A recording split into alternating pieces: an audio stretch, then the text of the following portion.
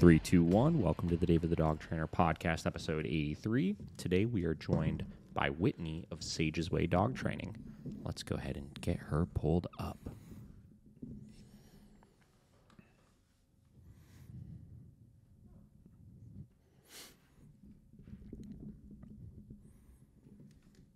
It's the awkward beginning. Yeah. Oh, we're almost there. Heard something. There it is. Hello. Hey, can you hear us? Yes. Can you hear me? Cool. Yes, we can. Give me 1 second. Let me get your volume up a little bit here. All right. How are you? Good. How are you? Wonderful. It's nice to officially meet you. We've obviously known of you for a little while now, but we haven't had a whole ton of interaction so far. So I'm super excited to get into some conversations and stuff here. This is Josh, my co-podcaster. Hello. He's here to talk dogs. Hello, co-pod. Do all that kind of fun stuff. Co-podcast. Co-podcast. All right. Good stuff. All right, Whitney. Yeah. Well, let's get right into stuff here. So why don't you go ahead and kind of introduce yourself? Tell us a little bit about yourself, your company, what you do, all that good stuff. I'm Whitney, dog trainer in San Antonio now. I just moved here like a year ago. I'm not sure if I'm going to stay here that much longer. It's too hot. Yeah. I said I wasn't allowed to move again, but this heat is killer. I run a dog training business called Saiges Dog Training, which I named after my dog Sage, who's 10 now. I have two other dogs, Angel and Javelin. And I specialize in training pet dogs, any and all of the problems. And That's awesome. Where'd you move from? You said you're in San Antonio right now. Where were you at before that? I was last in Maryland. Maryland? I was in Maryland, Southern Maryland. And then right before I moved here, I went to go and live with my mentor for like 3 months in Washington State. And then I moved here. That's awesome. Really cool. Yeah, all of your like pictures and videos and stuff like that look like you're just in like the most beautiful scenic of areas ever. Yeah. We've been traveling a lot. Yeah. And now I'm in Texas. I don't know what I have family here, and I thought like this is where I kind of wanted to plant and create a home base, but yeah. That might change. I don't know if I could live somewhere with that much heat all the time. We were just talking about it like 30 minutes ago. It's like the most perfect summer day here right now. It's like 75, 76, sunny, not a cloud in the sky. And I'm like, I just want it to be like that all the time and then slowly transition to fall and stop right before it hits winter. Yeah. And just go back. Yeah, and forth you guys are in the freezing area. It gets pretty chilly up here, that's for sure. Yeah. Well, I mean, going from Maryland to Washington, then to Texas, that was like the complete like opposite. Yeah. That's awesome. Yeah. Cool. Yeah. I said I was not going to move. I said, you have to stay. Cause I've moved probably like 6 times in the last 7 years. A lot, like just chasing dog training, who I want to be around or who I want to learn from. And so I thought I'd seen the mountains. I was like, I don't need it anymore. And now, no, I'm still like shaking in my boots, ready to go. That's awesome. Cool. Well, I mean, so a lot of how I found out about you in the first place is a large chunk of both past staff members and current staff members like really, really love the content you're putting out. And they kind of put me on to you in the first place. And then we've had a handful of little DM interactions back and forth and stuff like that. And, when I had originally reached out about having you on the podcast is when I really started kind of deep diving into some of the content you're putting out. And you have such a way of like articulating things. And I feel like showing a different side of the dog training where it's like it's a dog training page you have put out, but it's also like it's also this personal page where you share a lot of kind of your emotions involved in the dog training process and towards your dogs and how you want to work with them and all of that kind of stuff. And it's really, really inspiring stuff. And I think that's why you've been able to develop such a great, fan base or whatever you want to call it at this point, obviously. How did you get started in things? I think I have a note here. I believe Sage, your dog, you got it like 3 or 4 weeks old. Is that correct? Yeah. So 10 years ago when I got her, I was in a pretty, yet another rock bottom in my life, sure. Just not doing well at all. And then I got her and I really started shifting my life. She got me back into just being outside where I love to be rather than doing things I don't need to do inside or with the wrong friends and, that kind of stuff. Sure. And she just, I don't know, she brought me back to life. I became I was pretty into dogs before her. But once I got her, I got super obsessed with her and learning about her. I started to really learning about dog behavior and what's good for a dog's health.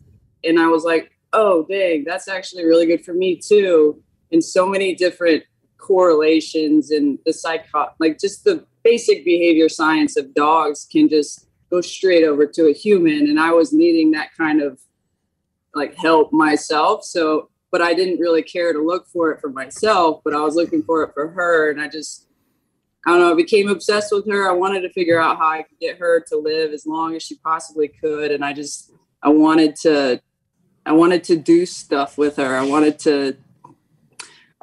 My end goal was I want to be able to take her everywhere with me. And at the time I was a waitress and yeah, I couldn't bring her there. So, and I kept becoming more diving into the dog stuff. And then I was like, oh, there's dog trainers out there. I didn't know there were dog trainers. And so then I was like, that's it. That's what I was going to do. And then I moved to Maryland because my mom was up there and I moved in with her. I was like, hey, I want to chase this dog training thing. Can you help me with some time and financial stability with not having rent and stuff, mm-hmm. and let me chase this. And she was like, oh, here we go, pretty much, because I was a mess for quite some time before that. Sure. And yeah, she let me do that. And then I just found a dog trainer who was willing to teach me. And he ended up being the perfect guy. He ended up starting my passion towards the working dog stuff, or at least sport dog stuff. I'm with my puppy Javelin. He's 11-month-old, my first Malinois. And we're doing Mondio ring now. But the guy who first taught me, the very first day I go out to learn from him, he was like, hey, you want to get bit by my dog? And I was like, what? And then he brings out this giant shepherd from imported from wherever. And then I got bit by him, put on a sleeve and got bit by him. And then I had a whole new passion and I was super into that. And so that's been my side thing since then, which was almost 8 years ago now. Yeah. And so it was pet stuff. And then on the side, we were playing with that. And he helped me along the way for a long time. And then branched off from him, started learning from doing online courses, all that I could find. Ended up going to different internships here and there and just kept the obsession. It just kept going for a long time. And now that I have Javelin, I kind of did reach with the pet dogs, is getting a little it stagnant. My obsession had kind of faded a little. Not that I don't think that there's more for me to learn. There is always, but sure.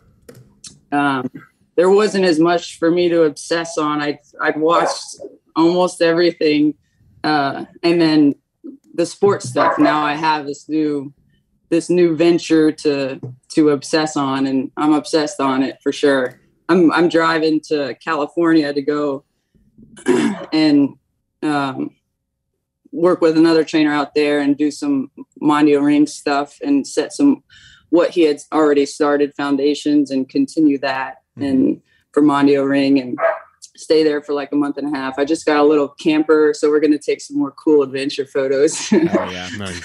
That's and cool. Go out in the middle of nowhere. Yeah. Plus be out there. Yeah. But, yeah. Is Mondio ring the discipline that in the working dog sport that you do? Yeah, that's what I was going to be French ring, and then but then I met the guy I'm going to work with now and started seeing more in that, and I fell in love with that, and so we decided to go with Mondio ring. Yeah. Mondio is a lot of fun. I like the ever-changing aspect of it. It's a little less rigid than some of the other ones, you know? Like in French, like the thing that always blew my mind about it was like how precise like the starts to every single exercise like needed to be and stuff. And where in Mondio, it's basically just like, get your dog to stop for a second, cue him up, and like get going. So very cool. That's cool. So it's funny. I was just like taking a couple notes down here while you were talking. Like we had a lot of similarities as far as when we got started, where I remember same deal. I got my first dog. I started getting really into like working with her and stuff because I didn't have any experience with dogs. And the first time I really had this realization that it's like, wow, like dog trainers is like a job. Like that's like a thing that you can go out and do. It like totally blew my mind. And same deal when I started working for the first guy, it was the same deal. I think like day 1 or day 2 going there, he had like an old like Schutzen sleeve or something like that. And he's like, hey, you want to work on a bark and hold with my dog? And I was like, sure. What is that? Then I just have this dog barreling at me, like barking in my face. I'm like, Jesus Christ. Yeah. Very cool. So, you mentioned a few things here. So obviously like in the pet dog world, like a lot of the reason why I see a lot of like higher level trainers like branch into the working dog stuff is because the pet dog world can get very stagnant sometimes, you know, like it's when you get into the basic training of them, because nothing has to be super complex or anything, I think you can easily fall into this rut where it becomes like so mindless. Like I'll even catch myself sometimes if I have like a couple of months where I'm doing more lessons than others, where, you know, I could tell like I'm just going through this like routine, you know what I mean? So I totally get that. So so the working dog aspect kind of scratches that itch for you, of continuing to learn and stuff. But what do you think is something that like you found yourself doing that keeps your drive for the pet dog stuff? Because that obviously is what I'm assuming is like paying the bills and stuff. And obviously the aspect of like helping owners and stuff is a big part of the dog training. How do you keep that drive for that stuff as opposed to getting too far into what I see a lot of working dog people or like crossover trainers or whatever you want to call it do, of like they just go all out with the working dog stuff and get a little jaded with the pet dog stuff? Well, I don't know. I guess what comes to my head first is, before I got, I knew I wanted to get a Malinois for a long time. I didn't want to get one when I was if I even had a single thought that I wasn't prepared enough. Cause I'm now that I have a Malinois, I'm like, gosh, how did I live without one for so long? But 2 years ago, because I've been preparing hard for it, if I even 2 years ago got one, I would have been screwed. Like it wouldn't have been as fun because it takes really being prepared. I know I would have like been so frustrated, but when I started getting some of the first, pet trainers I kind of learned from, they were like, oh, that fancy stuff is useless, which I know pet dogs don't need fancy stuff. Some pet owners don't want it. And so I didn't even look at it. So I guess, where am I going? So I started with all of the pet dogs, seeing how far, even though the owners didn't really they didn't need focused healing or didn't need quick downs and all of that stuff. I started practicing with every single client dog that I had. How far can I get this dog to be when it comes to precision and active working? And because I know like back in the day with Sage, I got her at 3 weeks old, like you saw, and genetic wise, she's not well. And she's probably one of the biggest, even though I didn't become a dog trainer because I was looking for help from her, she was she's still like the worst dog I've ever worked with. And so but she also has lots of, anyways. So I kind of had the mindset that I don't like now that people have of it's all in how you raise them. Like I can make this beagle an IPO Shih Tzu or a French ring dog. I had that kind of mindset with Sage. So I was like, I can take her and do all of this stuff with her that anybody can do with a Malinois. I thought that, like, I really, really thought that. So I worked really hard, and I think we all, before we became dog trainers, had those thoughts that we try to help pet owners not have now. A lot of different little thoughts. So I was always working really hard to get, I had that mindset of I can take this dog as far as you can take your Malinois, blah, blah, blah. I know we can't now today, but I still kept up with trying. And so I guess the answer to the question is of keeping motivated with the pet dogs is seeing how far I can get them precision wise and pretty work, active work. I don't know. No, that something I need to do more often is maybe take more breaks. I do work. It's only me running my business, and I do the whole work 7 months straight, no days off. Sure. And I think that's one thing that could actually help my drive towards it a lot better with pet dogs. But I don't know. I think that's no, I think it's my passion is all intertwined with the pet dogs too, even if the working stuff. Yeah. I think that completely makes sense. So it's funny because like you were talking in like it's all in how you raise them thing, and it's such a catch-22 sometimes because it's like we know that's not 100% accurate, obviously, right? But if you get too deep down the rabbit hole of like, well, genetics controls everything, it's like then you severely can sometimes mentally limit yourself and your clients from growing past the issues they're having. And then you fall into this rut of we start just accepting certain fates of like, well, this is always going to be this way. This is always going to be this way. And you start making excuses almost, So I really actually like your answer to that question because it's like this keen awareness of like, we know that there's genetics at play with all this kind of stuff, right? And we know most of the dogs that come to us for pet dog training are going to have a lot of genetic limitations with certain things as far as how motivated they're going to be, how flashy they're going to look, how precise they're going to be with the things that we're teaching them.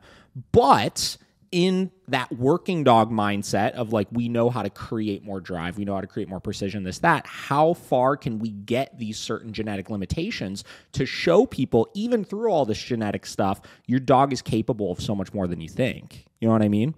And I think that's a really awesome way that you explain that. Very cool. So I like that. I like that reminder too of not getting lost in the genetics is not too lost in the genetic rabbit hole. Yeah, for sure. Definitely got to always keep a balance there. Yeah, for sure. Super cool. So, okay, so I want to talk a little bit about, the getting Sage at 3 weeks thing. Like, obviously that's crazy, right? Like, obviously there's people out there, like I know people that have bred dogs and like you see 3-week-old puppies, 4-week-old puppies and stuff like that. But you get into, I think it's a state by state thing. I know in the state of Ohio, like anything under 8 weeks is like illegal, right? For somebody to try to sell a dog at and stuff like that. How did that wind up happening? And how do you think that getting to the genetic conversation versus like the nurture conversation, how do you think that impacted her behavior and her disposition and stuff like that past just the genetics? Yeah, it's something I do wonder about because I know there's a part her genetics aren't the best. Like her fear. But if I wouldn't, because getting a dog at 3 weeks is terrible. The most critical time of their life is missed. And now she's with me, a basket case at 10 years ago.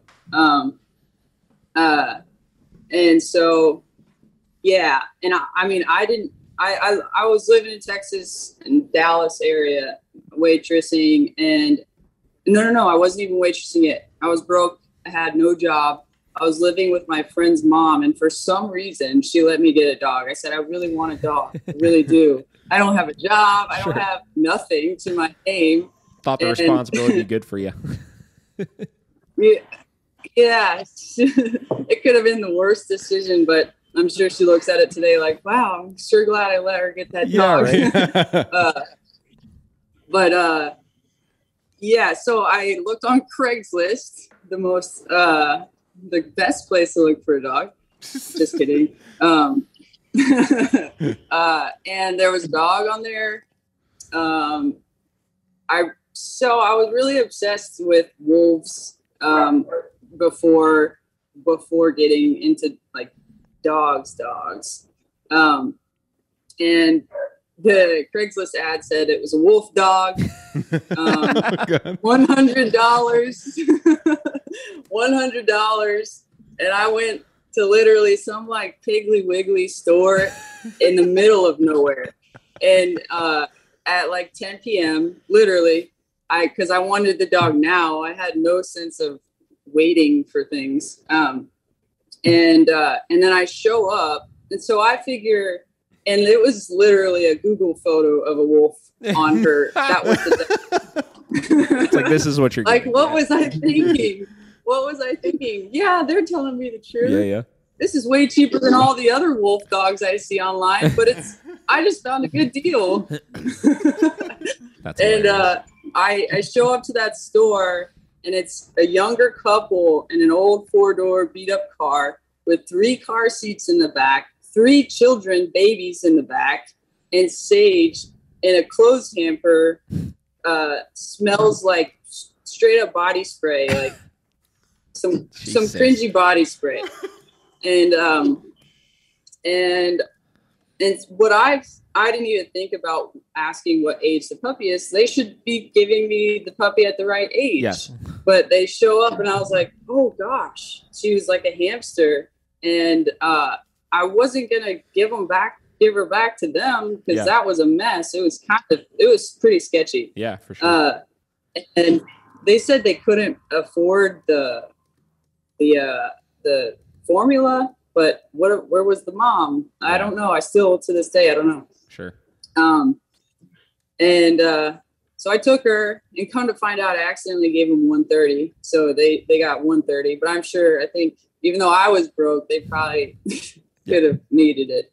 And so then I was already researching like crazy, just dogs, how to take care of her even before then. But since then I was researching hard because I realized that 3 weeks was way too young for a dog to be leaving, and rushed over to a store. Sage gave me a hickey on my chin because she was like just trying to find food. She was sucking on my chin. Oh my God. We found her some formula. And everything was, I don't know. I adventured with her. I raised her pretty well, but she has fearful tendencies and also crazy dog aggression. Mm-hmm. And it's but her dog aggression too, I learned a lot through her because I used to, of course, take her to dog parks every single freaking day. And she was the bully, but she was kind of a rough player. And I didn't think, she's just rough. She's just kind of that dog. And then, but when she reached about 2.5, 3, between 2.5, probably 3.5 years old, when she reached maturity, she wasn't playing around anymore. And then it turned into, I was leaving the dog park almost in tears, wondering why she's not getting better, because I thought this is where I was supposed to take her to be good with other dogs. And so I learned that that maturity changes a lot, which is a big thing that I learned for sure, because it does. You hear from clients say all of a sudden their whole life they had been doing this, and then around 2.5 years old they start doing things. But I do often wonder, like, because she did do some bite work too. She has like this pretty cool drive for toys. Well, not so much toys, a lot for food, but she would do some bite work, and she's a cool, different dog. But definitely we would have to tap into some defense to get her like pissed off to bite. Although she was still having fun. We didn't go too far with it to where she was like just backed into a corner or anything. But we acted like she's possessive, a resource guarder kind of dog. So, but crazy dog aggression, fearful. But often I wonder how much is genetic and how much is because of how she was raised and being taken away from her mom and her mates that young. Yeah, that's like the forever conversation, is like you get into dogs that people will get at, say, like 2 years old, 3 years old, that have really serious behavioral issues, right? Whether it's, aggression issues, resource guarding issues, fear-based issues, stuff like that. And it's the constant question of, like, if I owned this dog at 8 weeks old and did everything 100% correct and this and that, like, how much would actually be different? You know what I mean? Mm-hmm. That's the forever game I think every dog trainer plays when they encounter certain dogs. Go ahead. Sorry. And then my brain also goes to, genetics are incredibly strong. They don't exactly change. They're born with them. Yeah, for and sure. like it's hard to find the balance, because like the genetics are strong. They should show through even after what has happened. Yep. But of course, what has happened, it's what's going into their brain, what they're learning. And sure. So it's the only thing they know. Yeah. That's a battle in my brain. It's for mind twister for sure. It's like, how much it's like, and that's why it's funny when clients call me and they're like, well, is training going to change my dog's personality? I'm like, no, like who your dog is at their core is always going to be who they are. Yeah. It's what they learn to do with their genetic predisposition, right? Like that's something that can be impacted, obviously, but they're still always going to be that dog, right?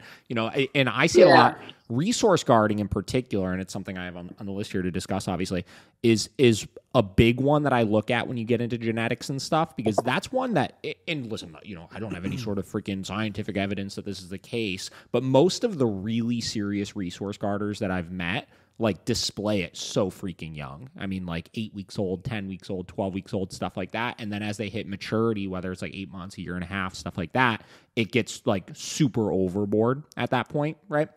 And I'm trying to remember where I was going with that. That's like the prime example that gets me questioning again.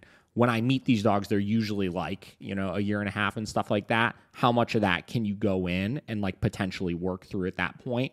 Or will it still always be the case? So it's interesting. Yeah, I'm with you on that, obviously.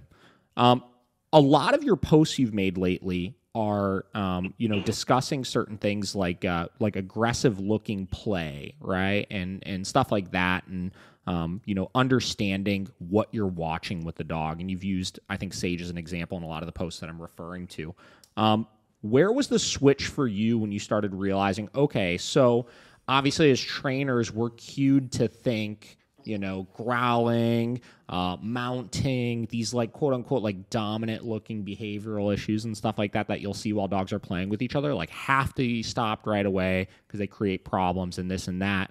Where was your switch in starting to like understand that stuff a little bit better and not being so like concerned about it?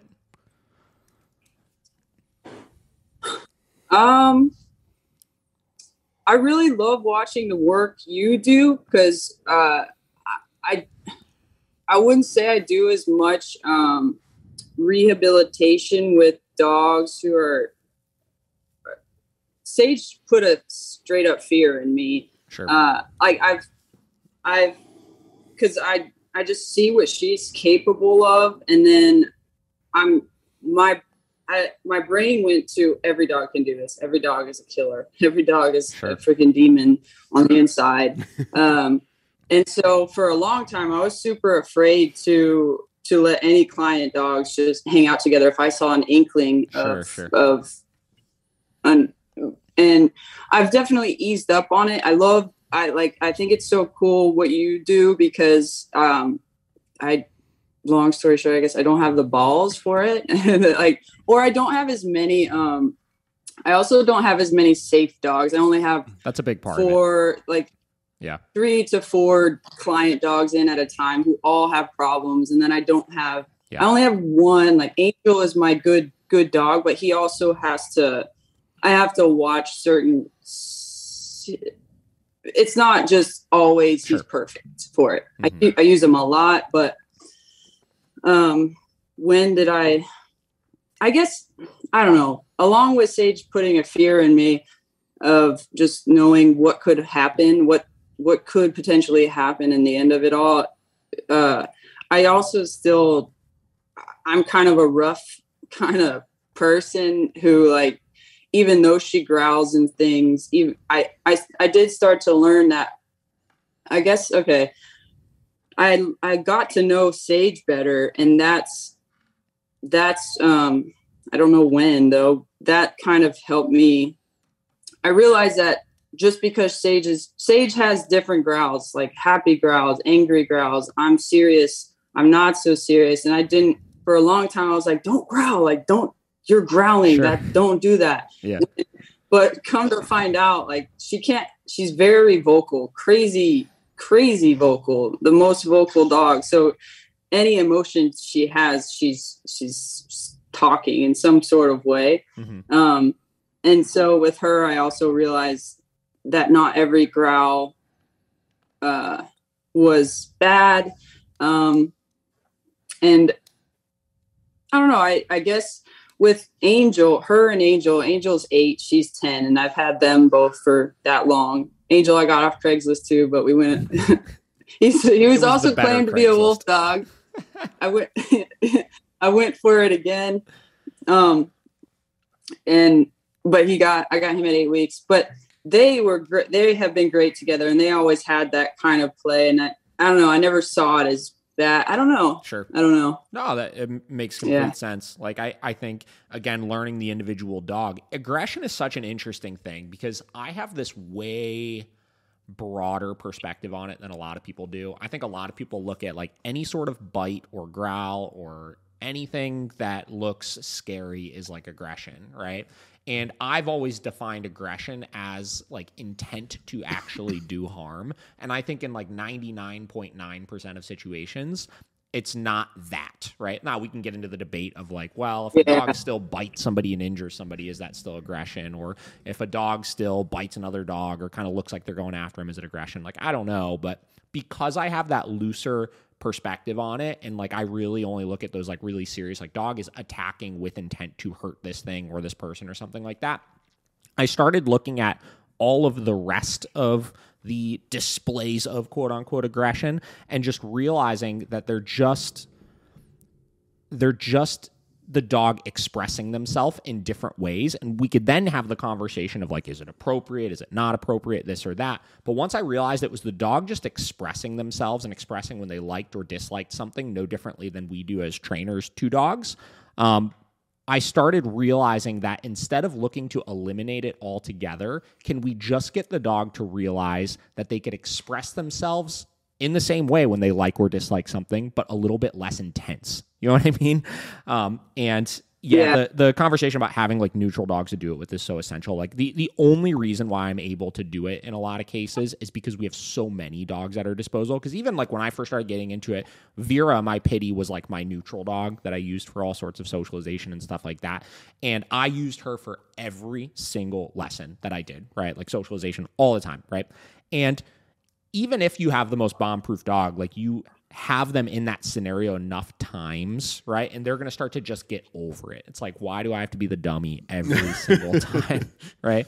So that's the thing too, is, you know, we have to be aware of, like, even on our social list, like our dogs that are the social dogs, Like, we're not going to do it every single day with them, right? We're not going to do it twice a day with them, stuff like that. We're going to rotate through them so they get, all right, well, maybe you have to kind of help this dog learn how to play this one time, but the rest of the week you'll just have like fun play where it's like, you could loosen up and have a good time and not have to worry about anything, So, very cool.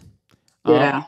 What about, so another really interesting post that you made recently that I liked was you were talking about like possessive dogs and where and when it's problematic. And obviously you were using your Malinois, I think, as an example where he was like thrashing on a toy and you went to go grab it and he's like, "Arr," right? And then you outed him off of it and it wasn't a big deal, right? So that was an interesting one to me because I obviously 1000% agree with you. I mean, Vinny, my Malinois, like, loves to possess his toys. And something we do as sport dog trainers that I think a lot of pet dog trainers don't understand is you want to leverage that possessiveness. Like, that's why, like, Ivan, if you're an Ivan fan, like his whole toy training video is called the Possession Games. You know what I mean? Yeah. So how do we equate? I like that one a lot. Oh, yeah, it's a great one. How do we equate that to the pet dog world, right? Because a lot of people would look at like, well, that's just a Malinois, and they growl and grumble and get possessive over things, and that doesn't count or something like that. Like, how do you equate that to like if you have, just a pet dog or like, that's doing the same types of behaviors? Yeah. So, like, they're going to have possession or not. I would say it's definitely a genetic kind of thing. And so some of the client dogs or pet dogs are going to have that. And with resource guarding, it used to be like with pets or even with Sage, I would try really hard to it was plain old aversives, and which, not that doesn't intertwine today, but I'm trying to, they're gonna have it, but just showing the dog that they're not losing it if they have to let it go at some point. Like, Javelin could, if I didn't do the proper foundations, and because he thinks out is like, oh yeah, I'm going to wait, and now it's going to be fun again. Yeah, but that could have been the complete opposite with a different type of foundation setting, and he could have looked like a genetically unsound dog if due to how I had raised it, because he could have gotten mad. He could have seen that everybody was against him rather than, because that possession is going to be there regardless. That it's not going to get, we're not going to, I think it's definitely a genetic thing. We're not totally, well, no, because then you go to, some dogs show this type of resource guarding because of how they're raised. Sure. Or like things that I used to do with Sage, the dumb things. Like because she's such a resource guarder, like I would act like I was going to steal her food, and she would show every single tooth in her mouth. And I thought that was the funniest thing ever, like the stupid TikTok virals, that I'm like, don't do that. But I did that. And like, I think, my brain's going back and forth now with, it's funny when you have these conversations when it does that, though. You know what I mean? Because it's like I could look at it from both perspectives, right? And it's like, well, yeah, like if they have the possessiveness, right? Like they're gonna have the possessiveness, but again, getting back to, it's not the genetic disposition that's the problem. It's what they do with that genetic disposition, right? But then it's like, well, if the dog is still growling, but like controls it, like did they do away with it, or is it still there? Like I completely understand where your brain is going with this. It's so interesting, right? But go ahead. I think what so I'm a crazy Jordan Peterson fan. Sure. The clinical psychologist. Controversy all over the place with him. I think a lot of dog trainers like him. A lot of dog trainers really like him. I think he has a lot of perspectives that equate to the dog world very well, because he's very binary with things. Yeah. Yeah. I mean, it helped me, for me personally, his lectures, I've listened to endless hours and hours. And I think with him to really get a perspective on him, it takes actually diving all the way in, not just listening to a clip. Just like with everything, you can't just listen to one clip and go, "Oh, I know what that dog trainer does." Yeah. No, you don't. Yeah. But I don't know. One of the things he talks about is, and I think that's actually what motivated or like inspired me to post that with Javelin is, there was a quote underneath it of Jordan Peterson's. Actually, that's what that video was quoted.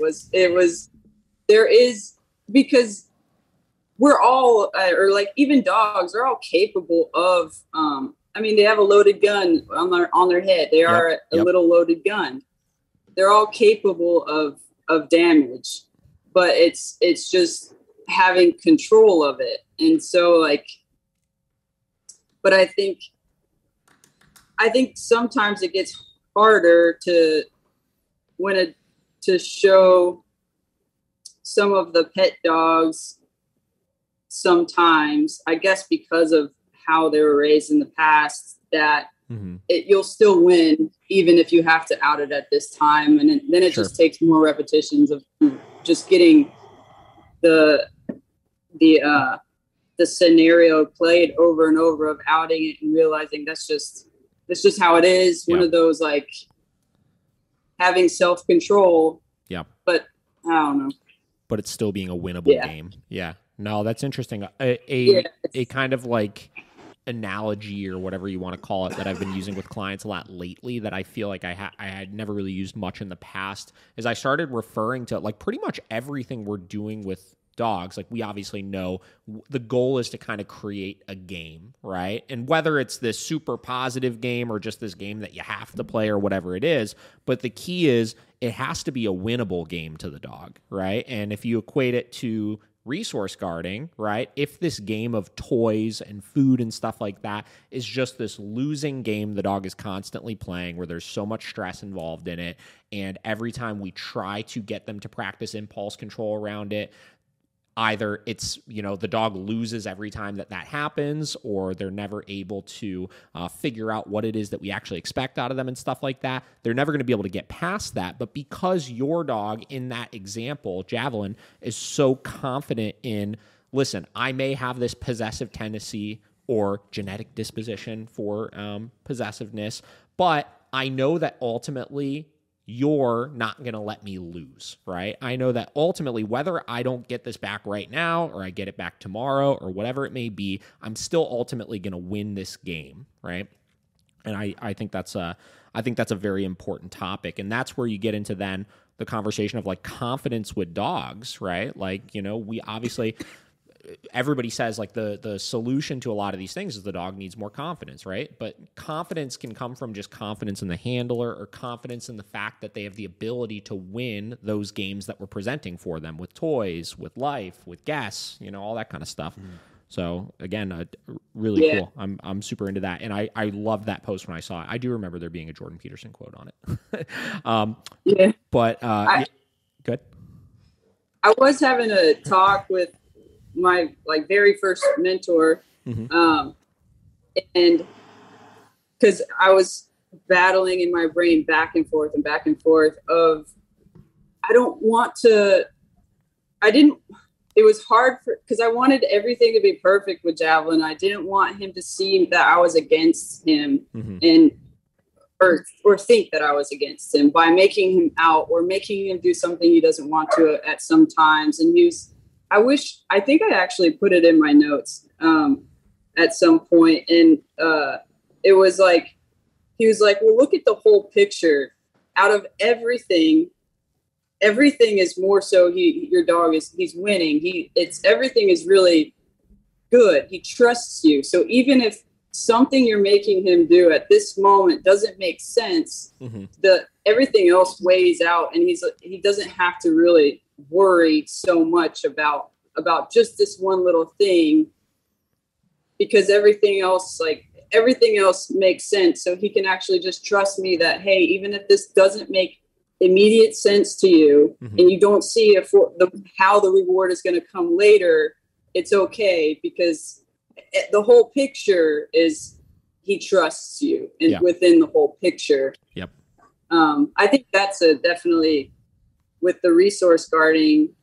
It's not gonna be you're winning in the moment every moment, but with everything else we do with you, if that's all fair, and I mean, within stress is going to happen within that too, but if at least everything is as a whole fair, at least fair, then at moments where they're unsure, they shouldn't have to worry per se, because the whole picture, well, I guess the whole picture definitely correlates to resource guarding, especially with Javelin, what I saw, because I didn't want to make him out it. I was like, I can't, like, but it became fun. But at times he was like, oh, I don't want to do that. And, but yeah.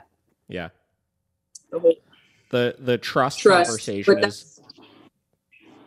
I don't like it because I can't put any sort of science behind it. Like how do you put, it's just one of those that we just have to trust in. Yeah. Trust in it. Yeah. I like that. No, and these are the types of conversations I like having, because, you know, you could get into conversations with certain people, like we've had other guests on and stuff like that, who are very intelligent. They, you know, and you could have more of those like nuanced, like scientific conversations about the dog training. But like, I feel like what we're doing right now is we're kind of just getting into like all of those like fluff variables that we try to avoid when we discuss the science behind dog training, and get into really the human and canine like emotion behind a lot of it. Right. And trust is such an interesting conversation in dog training then as well, because that's another one that's so commonly misunderstood, I think, right? Trust, I think in a lot of cases, a lot of trainers or people will equate to just like making sure the dog never experiences anything scary, and that you're always going to make everything fun and positive for them. When we made a post the other day talking about like, you know, trust is helping your dog through helping your dog through like seemingly scary situations and getting them to realize there's nothing actually scary about it, right? And like that's obviously one aspect of building trust with dogs.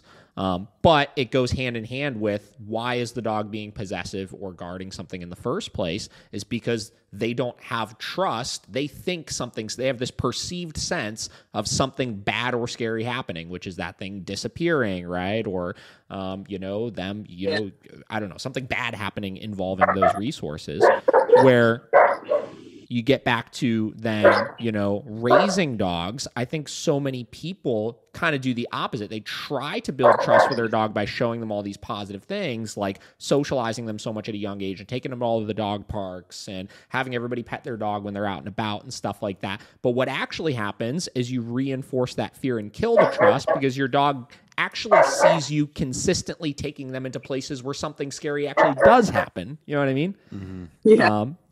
Yeah. So it's kind of, you know, another one of those interesting back and forths.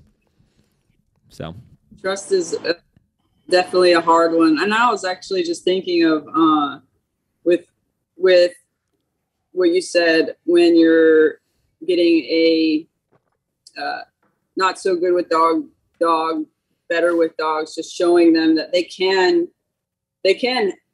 speak up for themselves, or they can show those things, but just to a lesser degree. And and I think with Javelin, what I was able to do is, he has possession, and I've just shown him like, yeah, you can have that. You can use it, like use it with all of your might as much as you want. And then there's just the other parts are just here too. Yep. Like but you're not doing those things to harm. Yeah. I guess you're just doing them. It's a part of the game. And then other parts involve outing the toy, but those aren't wrong to have, but just have control of them. Yeah. There we go again. Yeah. Grab it. For sure. The socialization side of things is cool, because like the concept of then like bringing it down a couple notches and like teaching them you can display yourself, but you don't need to do it as much. You know, this is another one of those catch-22 things where it's like, you know, a lot of trainers out there look like it's like, we're just going to totally eliminate that, right? We're going to totally suppress that and stuff. And what winds up happening is the dog just bottles it up and then explodes it in those situations where they can't avoid it, right? Like in a social situation, you correct them every time they growl at another dog, and then suddenly they just like light up that other dog because they can't control it anymore when that dog's poking their buttons. You know, so by like, you know, a lot of what we'll see initially when we put dogs in those scenarios is like we'll let them interact, and initially those reactions are super intense. And I've had people come on before and like make comments like, oh, you're just reinforcing the behavior by the dog by putting them in that situation and them growling and snapping at another dog really intensely and that other dog going away. And I was like, well, I kind of want to some extent, because I want them to feel confident that they can communicate when they're uncomfortable with something. But each time they do it, then they learn that if that first one was a level 10 intensity, because they really thought they needed to use that level 10 intensity to get their point across, the next time they're going to be like, oh, that worked. Let me try a level 9. And then the next time a level 8. And it kind of organically will drop off. But at some point, getting back to then the corrections and suppression with some of those things, there are levels, right, that you do have to just correct, right? Like you can't let a dog just like fully attack and like try to maul this dog, whether they have a muzzle on or not, right? For the sake of teaching them you could communicate still. So that's where you get into then use suppression a little bit to suppress it from that level 15 to that level 10 so that they could start that process, you know? So it's cool. Okay. So, another thing I had on here. So you had, some posts with a dog, Sasha. It looked like it was like a human aggressive, like pity mix or reactive or something like that. Was like the first video was like super reactive in the crate, like snapping at the crate door, stuff like that. And you know, you posted like an after of, I think you at the store, you got the dog like a toy, stuff like that. Super cool. When you get in dogs like that, why do you feel like that behavior, like in the kennel is so intense, but then you get them out and they're so good? It was so funny. Like in the clip, it's like the dog was going bananas, snapping at your hand, this, that, and you're like 12 hours later, here we go. And you're just like, you're all like gloved up and like you had like all your clothes on and you're going, just get the dog out and the dog's fine. Yeah. We see that so much with dogs. It's ridiculous. We have a German Shepherd in right now that's like identical to that. Like goes bananas when you go to walk up to that crate, but you get her out and she's just a big old weenie. You know? So. Yeah, I see it a lot too. Hers was, man, that dog I'll never forget. Hers was quite, she got me nervous. She made me nervous. But yeah, I mean, even Sage will has that, like, I usually am calling it the barrier aggression. It's like, I don't know. I think there's resource. I feel like resource guarding goes into it, but also that they have nowhere else to go. So they can't create space. They can't, I'm coming into them and they have and they don't like you, of course. And, that's the only other option they have. And, but yeah, and then with her, it was, as long as I didn't engage with her, like in any kind of way, I was cool. I was good. But yeah, I think it's that have no other, just like, with dogs who are afraid of people and they're on leash, and then let people come up to pet the dog that's afraid of people, and now they can't go anywhere, and so their only option is to fight defend themselves because there's no other option. But yeah, I think I see the dogs who resource guard more will do that more. Have you seen that? Like it's a resource guarding thing too, along in there with it. Yeah, a little bit. I mean, we'll definitely see it. Like if the dog is, food aggressive or something, if you're feeding them in the kennel, they could start to develop an association with just the space, We've seen that before. I had a client I worked with that had a dog that resource guarded, right? And the resource guarding got so bad, they just started feeding the dog in the garage just to like, basically bowl down, here you go, leave the dog in the garage, come back, let him in. But then over time, the dog started developing this like guarding of the garage just as a whole, So I think that can just like slowly expand to other things. But I would say you're right. Obviously, like they're backed against a wall. They're obviously, in most cases, the reason why when you get them out, they're so freaking terrified and like weenies is because they're so scared to begin with. So when they're in the kennel and they can't create that distance and stuff, yeah, I mean that's where you just see it like turn into that like level 11 intensity. Mm-hmm. So you said that dog. I had to. Oh, go ahead. Oh, no, I was just going to say, you said, like, obviously that dog you learned a lot from. You said that dog, like made you nervous with stuff. What were some of your bigger, like, learning hurdles with that dog? Or, like, do you feel like that dog taught you any particular things? Well, I had usually the dogs who look like her I'm usually like, you're just a big wuss. Yeah. Like you said, because they are. I mean, she was too, but she was also not a big wuss at the same time. She was very out with it. Yeah. And usually I don't even, a lot of the time I don't have the owners put a muzzle on them when they go to put them in the crate, because we don't need that. But with her, I even had called my mentor with this dog. Yeah. I was like, shit, I didn't put a muzzle on this dog, and I don't know about getting this dog out. She's no freaking joke. She didn't sleep. She's definitely extremely terrified, but I even talked with my mentor about her. This is another rabbit hole that my brain goes to, of, I think also because of Jordan, what I've learned with Jordan Peterson, and just that, I don't know. It seemed like she liked it was not that it was fun for her. It was definitely a fear response, but also I think it seemed like she liked to be, it was kind of fulfilling to her to super self-reinforcing. Yeah. Super self-reinforcing. Yeah. It scratches that itch of like, it was, They have no confidence, right? And that's the one thing where I can control this, right? By like having this intense outward display, like right? I can make this person go away. I can make that dog away. And it's the one area of their life they feel like they have control over. You know what I mean?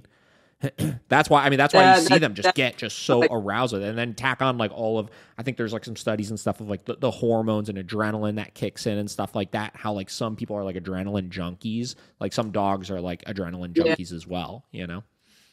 Yeah. The look in their eyes, just a different kind of look. Yeah. But so I was wishing thank goodness I did my usual, I at least had a leash on her, so I didn't have to I was not going to be able to get a leash on that dog. Sure. Because it took me 2 weeks to to be able to put something on her. Yeah. Like I had to leave a leash on her for a long time, safe or not. That's what I had to do. Cause there was no putting a leash on her. I had I did a leash here, connected here, and it took a long time. And and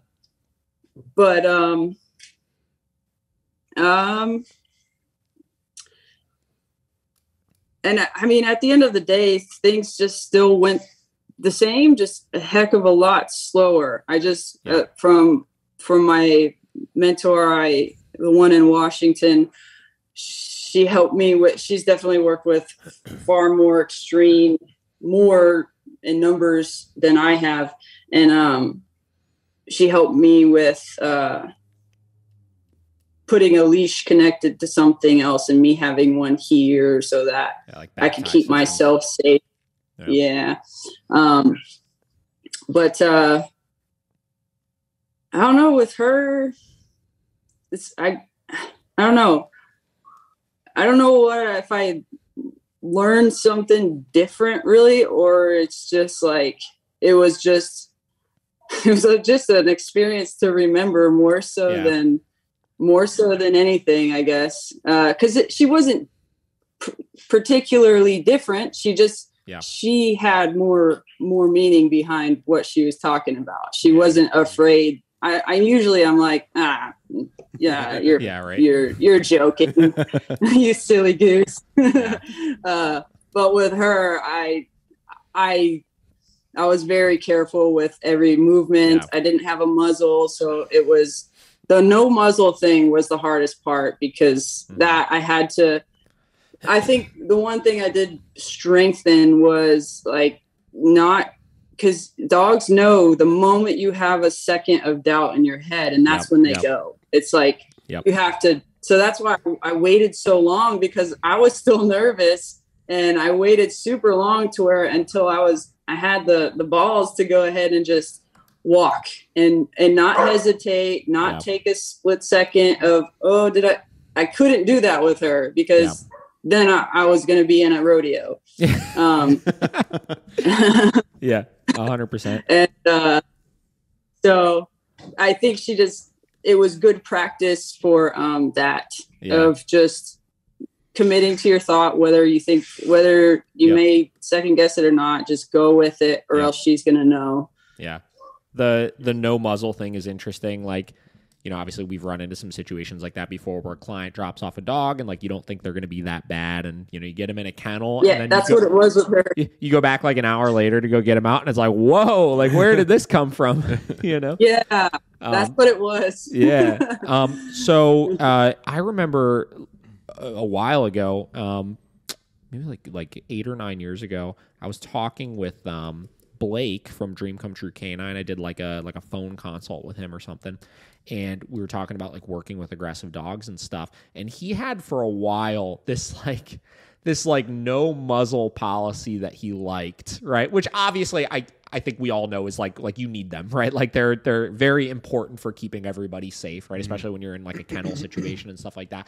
But his reasoning behind, and I don't want to speak too much for him here, obviously, but like his general reason was like he liked working with the aggressive dogs without the muzzle because he felt like it kept him more keenly aware of the body language, not pushing too much, understanding how to fine-tune his skills better when working with those dogs, which I think the mentality behind it is super good. You know what I mean? Like I know, like you were saying, whether it was a learning experience or not, you had to kind of commit to what you were doing a little bit more. You probably had to take a step back and think about everything you were going to do before you actually did it, you know, as opposed to acting so like irrationally because it's like, well, nothing's actually going to happen because I have a muzzle on. You know what I mean?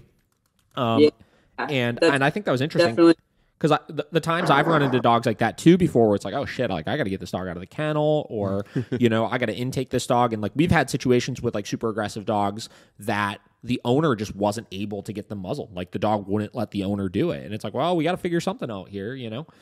And those I think are the really important ones where, you know, it forces you to just take a step back and just think before you start doing stuff. You know, in my case, like we have obviously a staff and we have, you know, kennel workers and trainers and this and that. In any dog bites we've ever had, like amongst the staff before in the past, almost every single one of them was a result of just like not having that skill finally developed yet, of just like taking a step back and like thinking 2 steps ahead of what you're about to do before you go to do it. You know what I mean?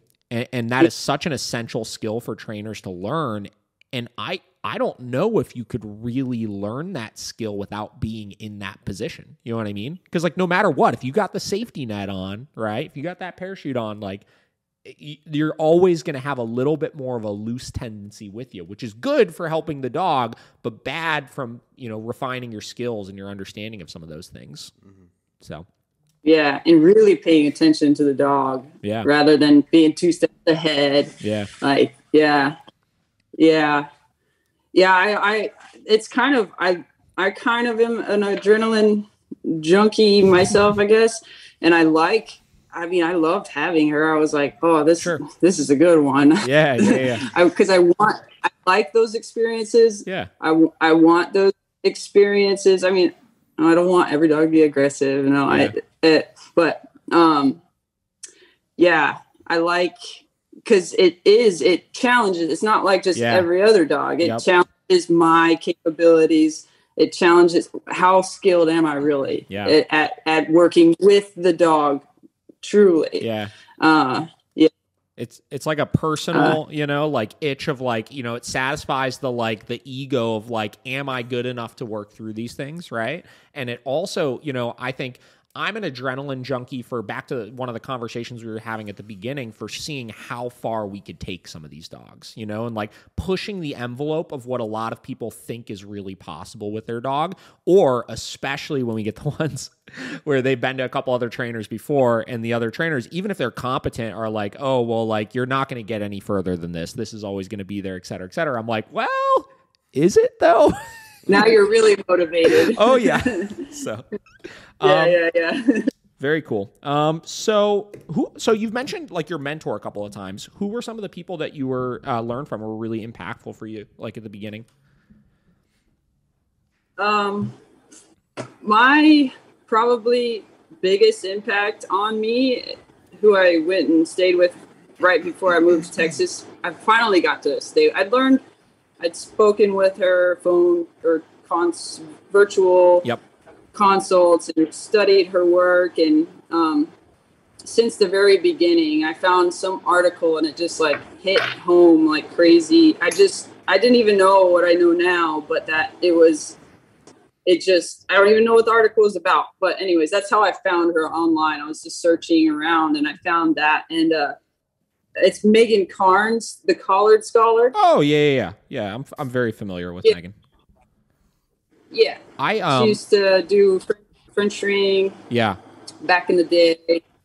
She just started a dog trainer school. So she just got this property, a really cool property, a really cool facility, and now she's working with rescues and trying to help them be better at running that in a better way, knowing dogs better, giving them to the right homes instead of cattle dog that somebody wants a couch dog, you know, that kind of stuff. And then she's doing with those rescue dogs that they're holding,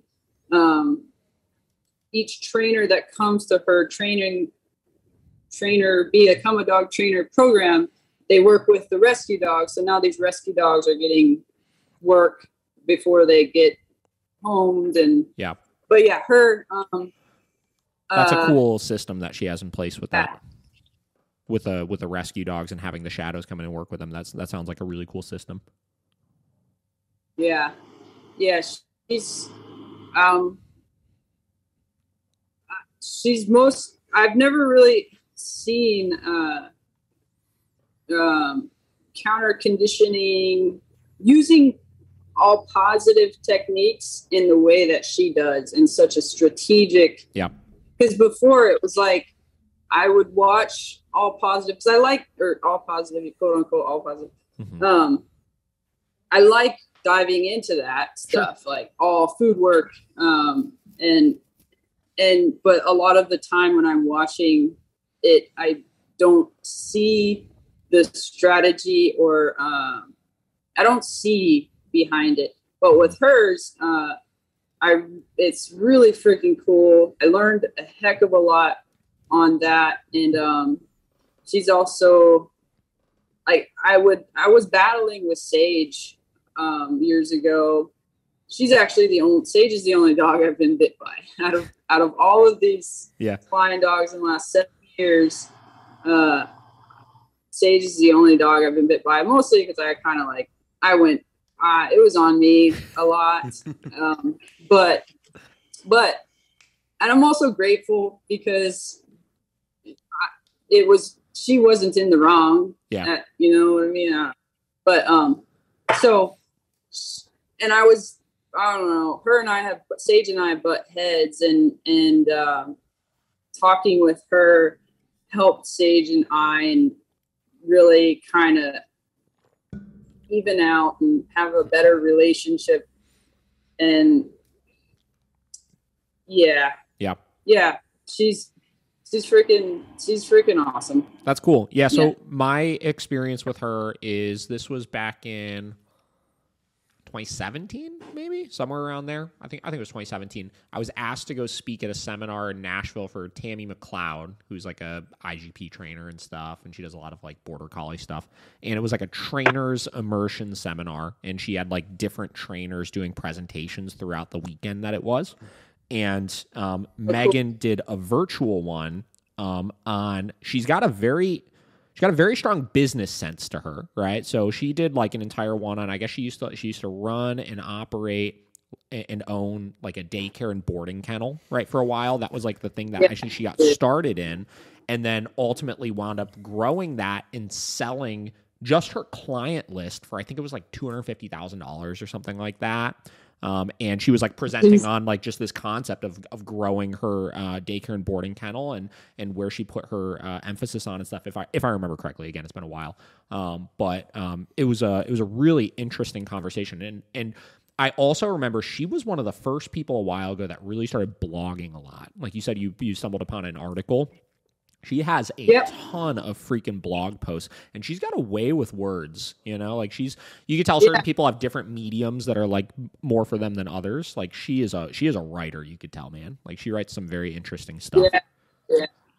She tells stories. And I think a long time ago, I read on when you're writing to not say you, to not say them, and more so you. And she does that. Like she tells stories of her experiences and then intertwines but I kind of I was thinking I'm not business savvy at all. Like my business could be taken to a different level, but I don't take it there because that's not and I haven't found the help to get understood. That's another, but anyways, I suck at it. But I was thinking the other day, like, of reaching people more. And when people go to search dog training things, they go to Google and they search and they're going to find articles. Yeah. And so like, I was thinking about how, like, I mean, if I like, that would be a good thing to do. Cause our Instagrams and my TikTok blew up, and that's honestly helped me be able to move from here to there and there and still work because of freaking that's TikTok. Awesome. Yeah. I always say it's so funny that TikTok was the best business decision I ever made. Wild. But like, I don't know. She had a good approach for sure, because I mean, I was just thinking about you Google things and articles are what people are going to go to. Like, I don't know. I don't know, random. I want to start writing some articles myself, but I 100% think you should. I think, you know, again, as I was kind of like deep diving the last week or so into like some of the content you were putting out, like the interesting thing is I feel like you do a lot of videos and stuff like that, but a lot of your stuff is you conveying a story through a photo, right? Like you post a photo and then you have kind of that way with words as well. And I think that's probably why you've gained so much traction on Instagram and stuff like that, is because you could get your message across so well through that, you know? And I think that'd be a great idea. Yeah, you're 100% correct. I mean, like when people search things, like, you know, that's the kind of stuff that pops up. And additionally, like what we've been trying to do with our YouTube channel lately, as we've been creating captions and stuff, is I heard it was like a Gary Vee video like a month ago or something like that. And he's talking about how, like, you know, YouTube is the second biggest search engine in the world, right behind Google, right? So like when you're making your videos, you know, start thinking like, what kind of shit is people searching like in the dog world? You know what I mean? Yeah. So I saw the other day too. He said YouTube Shorts. Those are massive. Doing right now. Yeah. And I was like, oh crap! I started, but I didn't. That's on my list for sure. we officially like a week ago made the switch to like emphasizing the YouTube Shorts, and then the Facebook Reels are massive right now. They have a new feature where you can post reels like through Facebook, and those have been our most viewed pieces of content. Like anywhere we post it, Facebook Reels has been the highest view counts so far. So super interesting. It actually makes sense. Yeah. Cool. All right. So one last question here that I guess kind of ties into the rest of the stuff. So in the last couple days, we've made a few different posts, like before and after stuff, this, that, and you know, we've been having a lot of people comment like, this is so awesome. And then, you know, talking about like this overarching concept, right, of like no bad dogs, right? And like you can get into like the Tom Davis slogan that he has and stuff, but I think broader than that, this concept of no bad dogs, right? What does that what does that mean to you? You know, and how do you relate to that, or do you agree with that, or you know, where are you at with that? I like what the No Bad Dogs saying is, but for me, I think with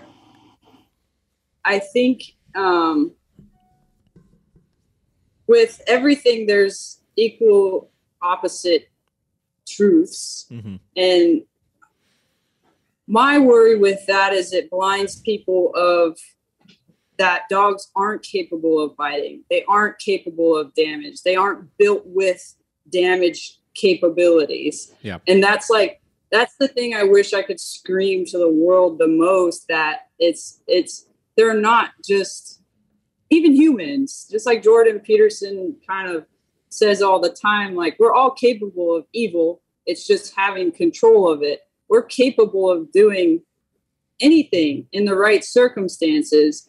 And so I love the No Bad Dogs, what that is saying, but my thing, I think that's missing in a lot of pet owners' perception of dogs is that they don't think they're capable of evil, of not evil, but damage, of bad. That's like, yeah, like, I mean, yeah. Putting holes in another dog, what is that? Are they evil or are they still good? Yeah. They're still good dogs. They're not, you know, what? Yeah. Like, I get it, but I think that's why I love Jordan Peterson so much, is he's able to express things like that in a way that it does create defense in a lot of people, depending on the subject we're speaking of. But how can... I always say I wish Jordan Peterson could be a dog trainer so that he could do that same stuff with dogs, and because it's almost, there's no nice way to say, hey, your dog is actually might bite people, or it might actually, I don't know. Yeah. You know what I'm saying? I totally get it. Yeah. I think the underlying, we completely agree on this, right? Like, I like what it stands for. You know what I mean? I like that it stands for, like, listen, even though your dog may do bad things, they could still be a good dog. You know what I mean? The problem is, right, that dogs still all have the capability of being dogs. And a lot of the things that dogs do are, you know, especially when you get into the domestication of dogs, they are not, like, socially acceptable. They're bad things, right? They are capable of a lot of harm and a lot of bad, right?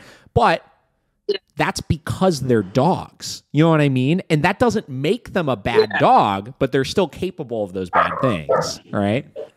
Yeah, I think in the same, and maybe actually what I think within my posts in the past, I haven't made as many more recently. I don't know, I've just kind of stumped on it or something, but is correlating how, because all the way back to the origin of how I started understanding Sage better was I learned about her and it taught me about myself. Mm-hmm. So same with the No Bad Dogs. I'm capable of bad. I've done bad, but I'm not all in all a bad person. Yeah. But I'm in the right situations or people with the right substances, sure. We can, or even like people who are against hunting, that's a natural, we're animals too. That's a natural thing, but then it's looked at as bad, quote unquote bad. But same for dogs. They're hunters. They're predators. And so are humans, the top predator. And but we don't look at that with us as often, and definitely not with dogs, which it's more clear as day that they're predators and hunters, some breeds more so than others. But that's the one thing I think I'm so passionate about it, because it's the one thing that helped me the most, because I thought I don't know. I used to have more, everything is rainbows and butterflies. I should never feel stressed. I should never be bad. And if I do one bad thing, I'm I'm crazy. Everybody else is better. But that's not, it's just part of it. And it's part of dogs too. And yeah. Yep. I completely get it. And I think that was a great answer to that. Mm-hmm. Hell yeah. I mean, this has been awesome. Josh, do you have any questions or anything? No. Remember last week when I said you should think of some questions for this podcast? I know, but you nailed everything, man. You did a great job today, co-podcaster. Yeah, that's right. Thank you, Josh. Yeah, I'm usually just the guy that kind of gives the poor man's terms, you know, like he'll get into the science of dog training and I'm like, oh, he means kind of like this, you know. That's me. Yeah. That's totally me. Awesome. I don't have the most I always say that I wish my dictionary was better. I don't have a good dictionary. Trust me, I got to sit from across this guy, and he's saying all these terms. I'm just like, you know. Yeah, he speaks very well. He speaks very well. Hell yeah. Cool. Well, listen, Whitney, I really appreciate you coming on. This has been awesome. We'll definitely have to do it again sometime. Glad to finally speak with you. Anything you want to leave for the people? So obviously, you said TikTok, Instagram, stuff like that have been big for you. Are those the channels typically you have people go search for your stuff? Just Saiges Way Dog Training, Sage with an I. I don't know why I did that because now anybody who goes to search it, they search it wrong. Yeah. I had to be creative with her name. Saiges Way Dog Training on Instagram and Facebook. And then my TikTok is actually Outbounddogs. I actually made it as an alias to escape my social medias where people know me and just go and do fun stuff. And then it turned different. But so people found me. And then, so that one's called Outbounddogs. I hope to, I've been saying this for 2 years now. I hope to get active on lengthier things on YouTube, but there's nothing there.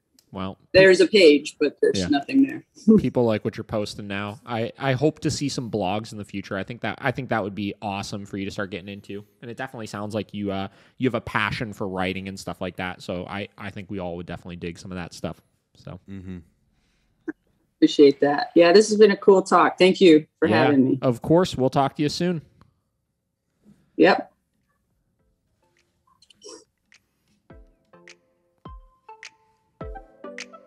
All right.